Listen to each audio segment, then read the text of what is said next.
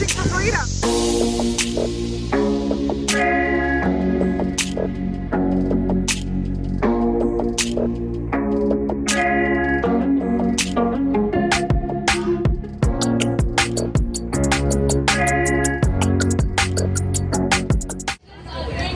It looks like freedom. Does it look good? Look at all these people. Really good. This is fabulous. I hope you get some good footage today. All right, are you happy? I'm very happy. You're And you dressed responsible up for and this. you dressed up and everything. Wow. Just grab it. We want 2 teams to carry these 2 banners through the market with us, if we can do that. You know, we're gonna bring, you guys, we are gonna bring the love down to Pike Place Market. They're not gonna know what to hit them. All right, how many people do we have here today? I'm seeing, I'm gonna call it 400. 400? More? Higher? Higher, yeah, let's go 500, you guys. I lose count at about 100. But let me tell you, let me give you an update, because we got here today, they tried to say, hey, you don't have a permit, and we said, we don't need permission. We're taking back our country. It's going to start by taking back our park, taking back our city. Just so you know, the police are on our side. They said they're going to follow us to make sure no one harasses us. They're right over there. Yeah.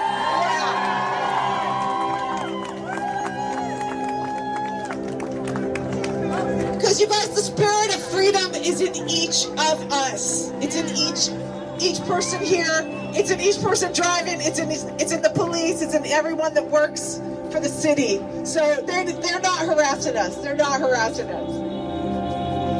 Woo! Okay, if everyone can hear me, let me get started. I prepared some words here. We have a little time, so I'm going to share with you because it's my honor to be here to speak to this crowd of beautiful people gathered here. You are the face of freedom. The bare faces that I see everywhere when I look out. Wow. I'm Victoria Palmer, organizer of the March for Freedom Washington. Yeah.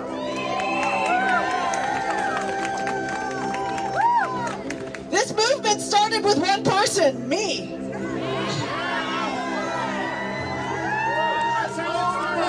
I had a sign and I brought it out on the streets of Seattle and it said, honk if you question coronavirus. And I didn't get a lot of honks. Not in April of 2020, let me tell you. But I made a lot of friends, look at this.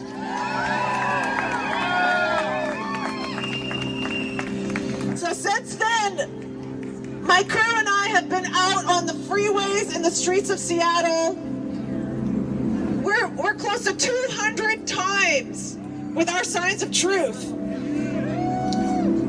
We've been getting our signs of truth, and we estimate that we get our signs in front of 1 million eyes per year. We're going on 2 years now. That's close to 2 million eyes, you guys. There's a lot of activism you can do online, but I'm going to tell you something. In real life, you're getting signs in front of people who don't want to see them. They're not searching for truth. They're not looking for it, and they let you know, too. We must have been flipped off 10,000 times by now. But you know what? It gets them to think. They have to think in order to do that, in order to respond, to react. Now, let me tell you, I'm also on the Washington Civil Rights Council. It's a group of really concerned citizens that are just standing up for others who are facing workplace mandates, mandating the vaccine. We've been advocating for mask-free shopping. We're now helping businesses who are facing harassment for not checking for vaccines, not requiring masks. So Washington Civil Rights Council, you guys, they've got the tent right over here. They can help you with information. If anyone needs legal assistance, legal support, go see them. And we're available online. You can email us through WCRC or through March for Freedom. You guys, we are helping individuals because that is who's being affected by this. They want to take individuals, they want to take these people who have been working for 20, 25 years and just turn them, terminate their employment because they don't want to take a vaccine, because they don't want to sacrifice their health, risk their health. It doesn't make sense to risk killing yourself for a job. That doesn't make sense. So unlawful. It is. You guys, I also want to thank the Flame newspaper. They're over here, and they've got their, they are keeping the flame of truth alive and in print. Because again, you guys, the internet, anything on the internet can be changed. That is revisable, but we get it in print and it's there. So support these guys. They're going to stay here, so after the march, grab a paper so we don't have to take them with us. Yeah. But subscribe, get extra copies so you can distribute them. They're writing this paper to get it out into the community. So get extras. All right, you guys. So this COVID agenda kicked off the new year with a new round of nonsense, huh? I mean, closing Seattle schools for the day on Monday to test 60,000 staff and children. Whoa! I mean, the other day, you guys,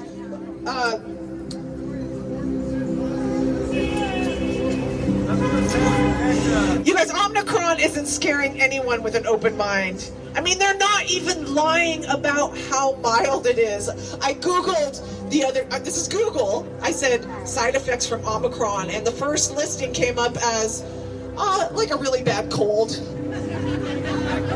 So we're here to tell people here, the mainstream isn't even lying about this, how mild it is, but it's just, they want us to keep going along with this. Hey, freedom-loving patriots, we hope you are enjoying this Seattle March for Freedom, and we want to remind you we are keeping the pressure up next Friday on January 14th at 11 a.m. in Olympia, Washington, where we are holding the Arrest Jay Inslee rally. Now, we are going to be giving away a wonderful J for Jail hoodie. That's right. We're going to give away this wonderful J for Jail hoodie, so you'll want to show up and enter the drawing early because you don't want to miss out on this. And if you do, just go to voteforheines.com and check out our wonderful merchandise and books. Now back to the March for Freedom. They're collapsing our economy to impose their own. They're oppressing small business to bring in big pharma and big biotech. Right here in Seattle, there is billions of dollars of funding for biotech. So that's why we are getting the squeeze. We are getting heavy enforcement, heavy mandates here in Seattle. And right here in Seattle, you guys, it spreads throughout the state of Washington. So that's why I am so happy to see so many folks coming in from outside of Seattle, because you guys, this is where we have to bring the message. So we know, you guys, when we're here standing against the mandates, we know this isn't about getting into a restaurant. This isn't even about keeping your job. It's about this agenda. It's about us calling out a crime in progress. They are killing and maiming Americans, and we are here to call this out.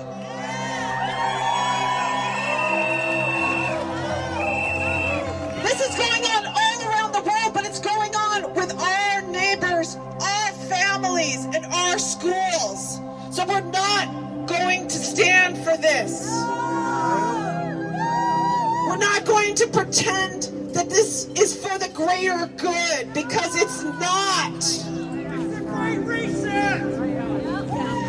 Let me tell you, my friends, it's time to get angry.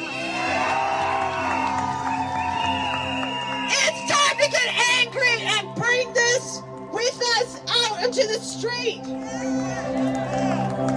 Because what they are doing is an act of violence. We are non-violent, and we will not be provoked into violence. But to forcibly vaccinate any individual is assault and battery. It is a crime.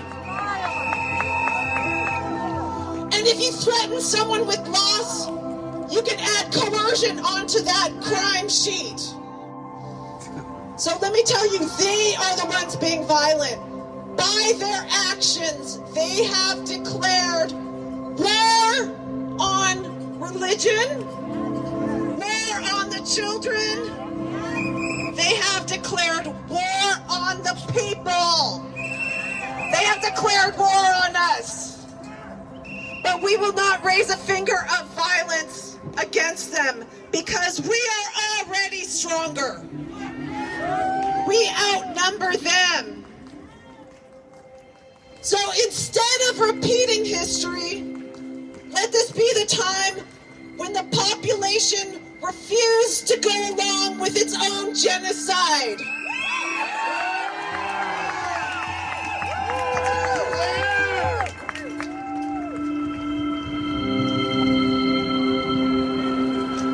So this will continue past today.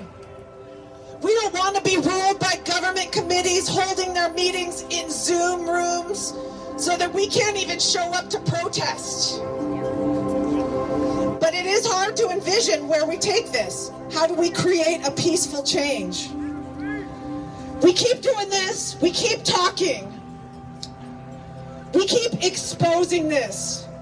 We have to show the money behind this scheme, the money that is buying this, the money that is paying people to go along with this agenda, the money into the schools, the money into the corporations, and how much is Inslee pocketing from the $50 million he just spent to buy test kits for everyone? What is his cut of that? China! So I'll tell you what, you guys, we have to get to know, we have to build community. We have to get to know our neighbors. We actually have to get to know the people that we're voting for. We have to pay attention to this. We can rebuild from the grassroots up. We can build back better. Yeah. That's right. Woo.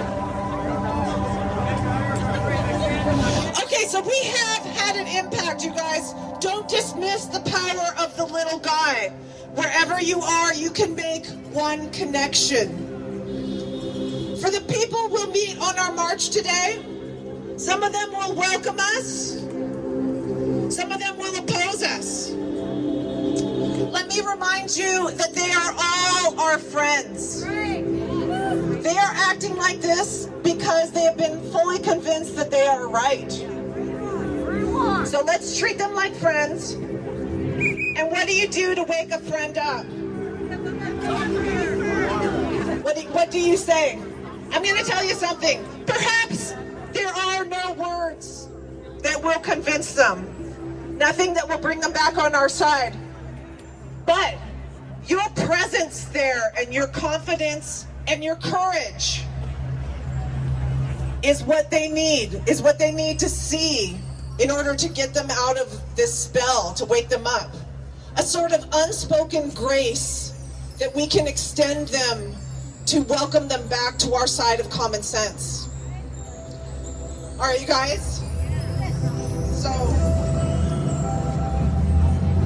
So let me make this clear. This is a peaceful uprising. We will not take this sitting down. We're here to march. We're marching for freedom.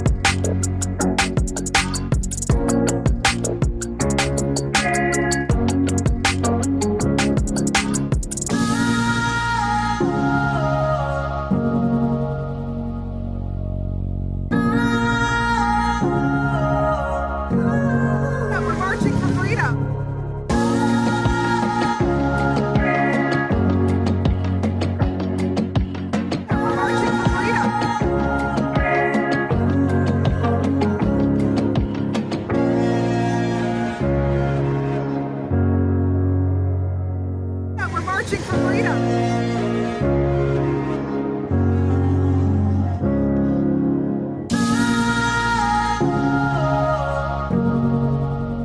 We're marching for freedom.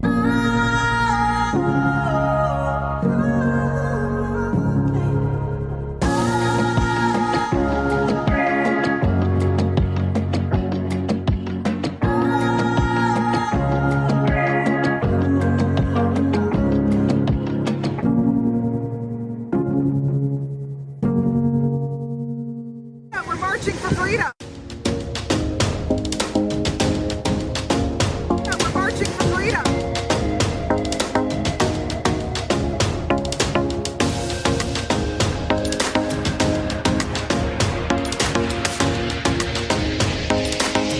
We're marching for freedom. We're marching for freedom.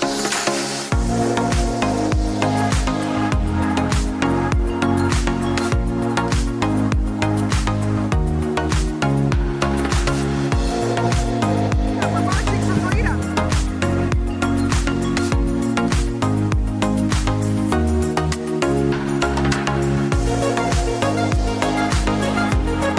We're marching for freedom.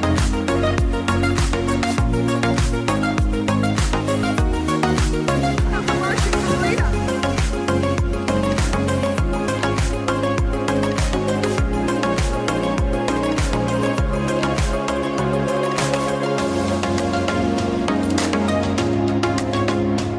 Hey, Patriots, we really hope you enjoyed the March for Freedom. And we just want to remind you to please come to Olympia next Friday at 11 a.m. for the Arrest J. Inslee rally, where we are going to plan out the future of Washington State by getting back our voting process. So we hope to see you there. Now, we hope also that you will check out voteforheines.com for updates and information on the rally. All right then, everybody. So God bless you, and we will see you in Olympia on January 14th.